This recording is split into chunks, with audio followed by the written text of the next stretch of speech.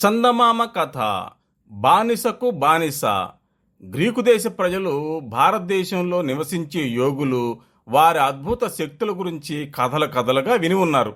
Alexander ప్రపంచయాత్రకు బయలుదేరే ముందు అక్కడ ప్రజలు ఒక భారతీయ యోగిని తమ దేశానికి తీసుకురావాల్సిందిగా కోరారు. వారు అడవుల్లో నివసిస్తూ ఉంటారని కూడా చెప్పారు. అలెగ్జాండర్ భారతదేశానికి వచ్చి ఒక అడవి గుండా ప్రయాణిస్తున్నాడు. మార్గ మధ్యలో ఒక చెట్టు కింద తపస్సు చేసుకుంటున్న యోగి అలెగ్జాండర్కి కనిపించాడు. అలెగ్జాండర్ అక్కడ కాసేపు ఆగి ఆ ఋషి కన్నులు తెరిచేదాకా ఎదురు చూశాడు. ఋషి కళ్ళు తెరిచాడు. ఆయన వదనం ప్రశాంతంగా తేజోవంతంగా ప్రకాశిస్తూ ఉంది.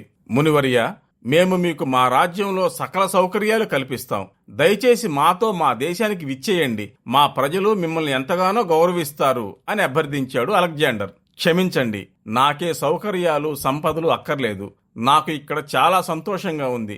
నేనక్కడకు రాలేను అని సున్నితంగా తిరస్కరించాడు ఆ యోగి. అప్పటిదాకా అలెగ్జాండర్ తన ఆజ్ఞను ధిక్కరించిన వాళ్ళని చూడలేదు.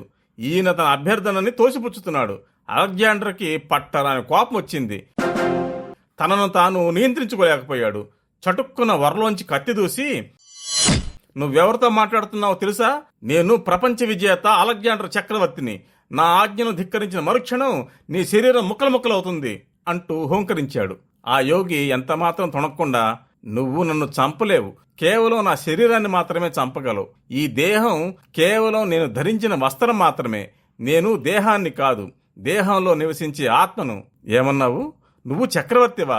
నేను చెప్పనా నువ్వెవరో? నువ్వు నా బానిసకు బానిసవు అన్నాడు ఆ యోగి. దిగ్భ్రాంతి చెందిన అలెగ్జాండర్, నేనా బానిసనా?